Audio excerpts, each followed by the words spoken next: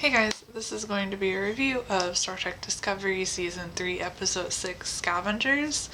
In this episode, the Discovery gets a technology upgrade, they get programmable matter and things on the ship, and it's all very cool looking. It's interesting because Star Trek Discovery, even in the first two seasons, looks very futuristic, so it's interesting to see them very effectively, I think, make things look even more futuristic. But I also find it funny that the crew seems to so easily adapt to all this new technology. There is some learning curve, especially with Linus and his badge and randomly popping up places, but for the most part they seem to catch on really quickly.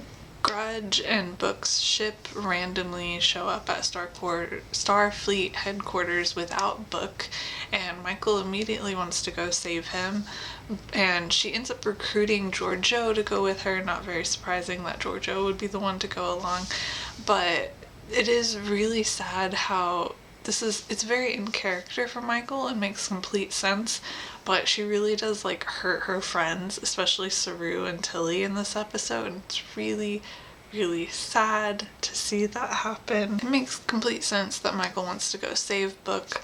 On the other hand, Saru wanting to stay with Starfleet also makes sense, especially since we know the position that Book is in from later in the episode, but obviously Discovery doesn't know exactly what's going on, and going after these black boxes, I can see why that wouldn't be viewed as an immediate priority considering everything else going on, even if it will help Starfleet in the long run. Obviously something has been up with Georgiou for a while now, but in this episode during a fight she ends up collapsing and we see her having flashbacks, and we don't really know what's happening in the flashbacks. It's kind of unclear who the other person in the flashbacks are, but it almost gets her and Michael killed, so obviously something is very wrong, and I'm really curious to see what happens with that and where it goes. And at the end of the episode, Saru removes Michael as his first officer because of what she's done,